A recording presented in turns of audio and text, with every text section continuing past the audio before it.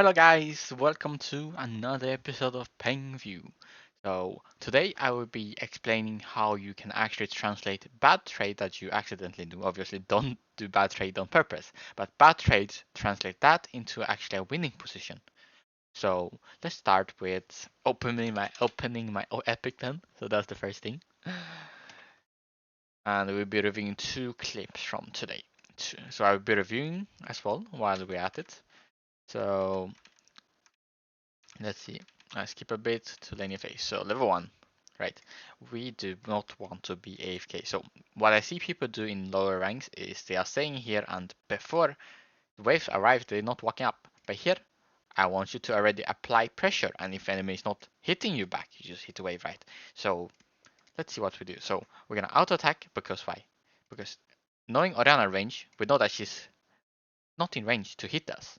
What does that mean? That means we have chance to auto and get actually some autos ahead, which is very crucial for later on. So we get 2 autos before our Oriana even does anything, right? So I'm auto attacking.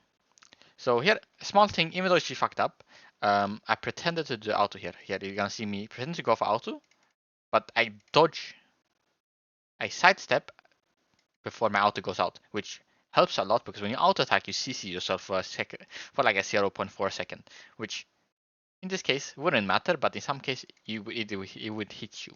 So weave in some fake autos to bait the enemy, especially look at the movement, and you will realize the way she played. Because I think, pretty sure she went up. Look at her, look at her, look at her. You see her movement? You see it? She's going up. So it's kind of obvious actually if you pay attention. But here I didn't see. I just had a feeling he would go for it because my brain just auto register the way she moves and just tells me when she's looking for cues. But regardless of that, so I write the cooldowns down before the game, so it's 6, 7, 9, right? So now she has no Q. What does that mean? That means we should be pressing up while last hitting. Okay, it's very important that you keep last hitting so you secure the prio. So in this case, I last a little bit. Sometimes, if you have too much prio, it's bad because you're gonna make the wave be here on the second wave. So be aware of the minion wave. In this case, look at this, right? We have the prio already, so we don't need to auto too many times. So I'm trying to zone her from the CS, but I know her Q is coming back, right? So I play around. I try to walk in her range here. So I'm trying to bait her to use Q on me.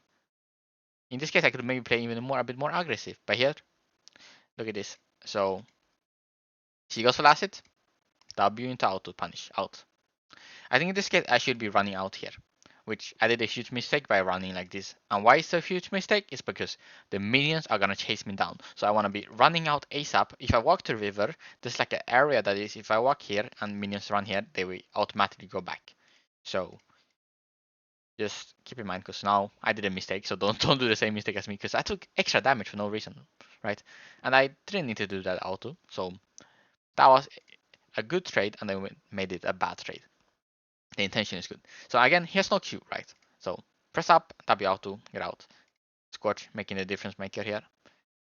But what's more important is, do you see the wave state? Here we have a 2 minions advantage. And who gets level 2 first? It's obviously me. I'm gonna be level 2 in 1 minion. And that means that if I play up now, I'll be level 2 versus level 1, which means I can zone a bit of minions. So let's see what I do. Alright, I start to walk up before I get level 2. So he uses Q, I don't really care. And here, my job is to deny CS here. So she lost 1 CS. In this case, I decided to throw Q. I think it's better to keep it. But if I hit, big W, right? I don't lose anything by using this, to be honest. But I should probably hold it. But yeah, that's the intention, level 2 versus level 1. Now no CD, respect, right? And here, it's hard for you guys to realize how to dodge, but it's very simple. Look, the way they move, right? They will try to QW. That's an obvious take, right? So I don't want, what I'm gonna do is because most of the time people are impatient, so insta QW, right? Which means if I just keep walking in a straight line, I will dodge most of it. Unfortunately, I didn't dodge the W, but that's the concept of dodging skill shots.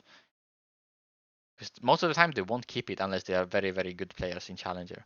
I think most people in lower ranks will just insta throw it the moment they have the angle too, right? In this case, I ward, make sure I don't get ganked. because I can't really punish.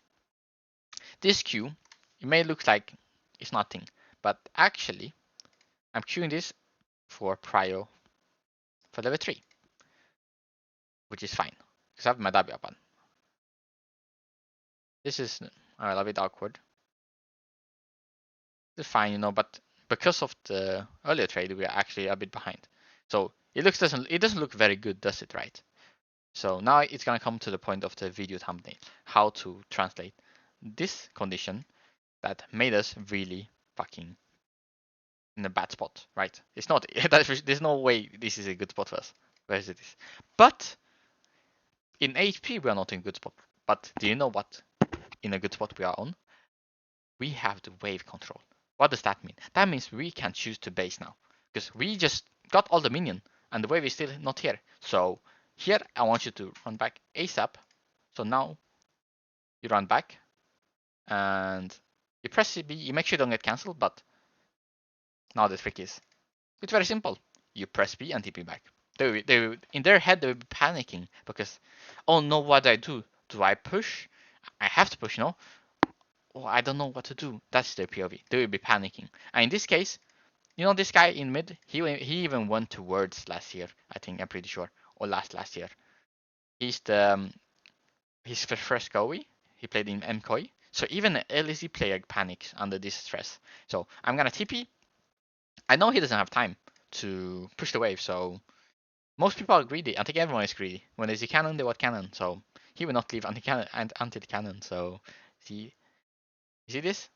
He's queuing for the cannon. I know he will go QW for it, but he doesn't realize he has no mana. But no hesitation, E flash, kill. And let's say he respects, right? He flash out, then it's still fine. I'm gonna pop my potion. I'm gonna hold the wave. I try to cancel a bit if I see the angle to cancel. Like I walk a bit like this. The more time I stall, the more minions he's gonna lose because he's gonna lose this minion. He's gonna lose next minion like 2 creep because he has to base. It's like 20 seconds. He's into regen as well, right? So no matter what I do here, I might be a bit lower on HP, but I can secure myself a reset. I'm gonna have a better advantage here. And let's say I think the best course of action for Oriana here is to match the base now. So that's why even though she has HP and mana advantage, she's forced to match the base if she wants to be in good condition, which she should, right? Because if she base now and I base now we're just back to back to 0. Everyone just starting from 0 and trade again. But most of the time they don't react fast enough, and you have the window to do punish like this. And yeah, I think that's the best course of actions you can do. And move on onto the next one. So it's gonna be the same concept. So we're against Rice, right? Let's see how it goes. So I'm pretty sure I got a bit fucked in lane. He did good spacing to me. I fucked up my auto, and he has prio right now. Why is that? Let's see. This is so far we have both is even.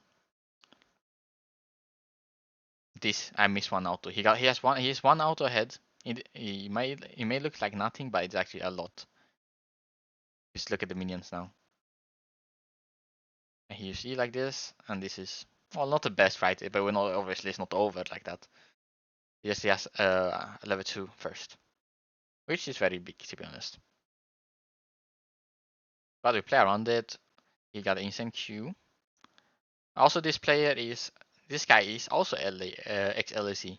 I think you might know him. It's Seiken. He played for KC, mostly known for. But yeah, we are just trading, right?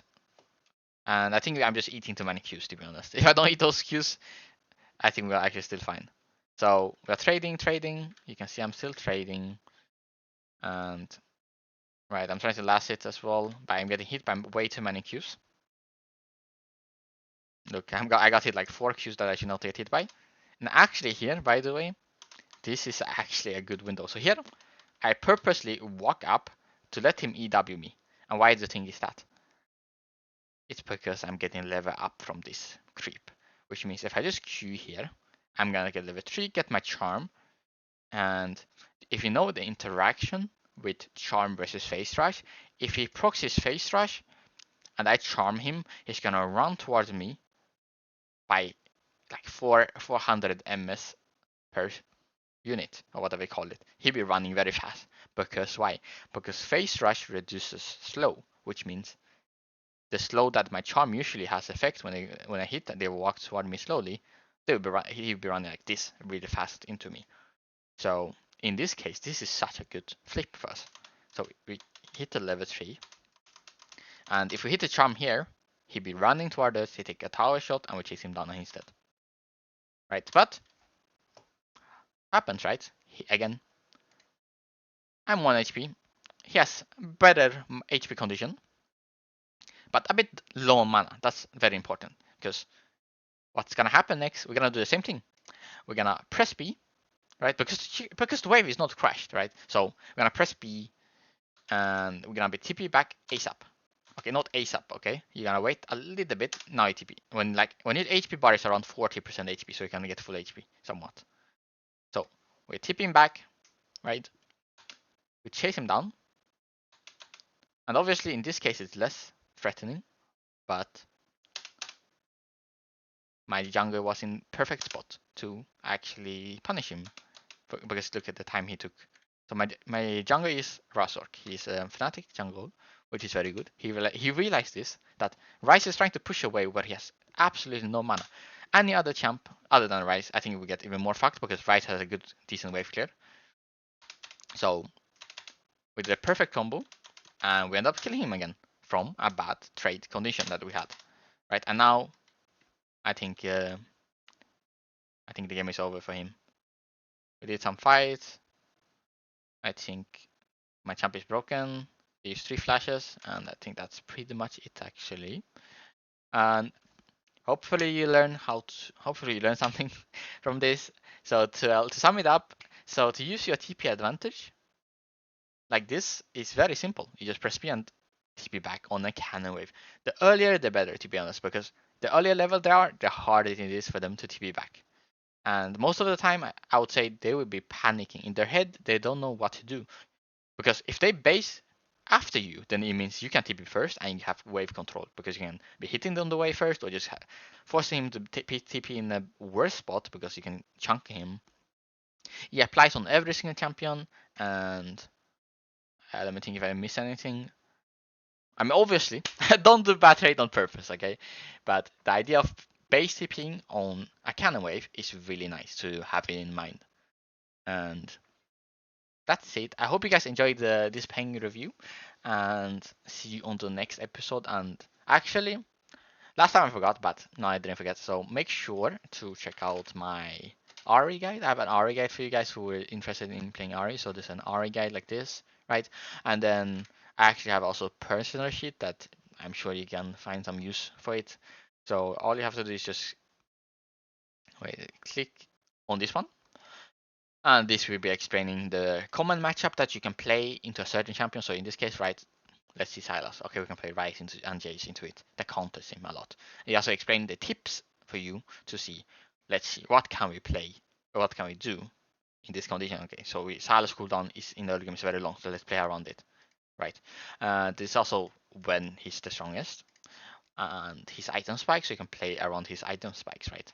So there's also videos that you can check, right?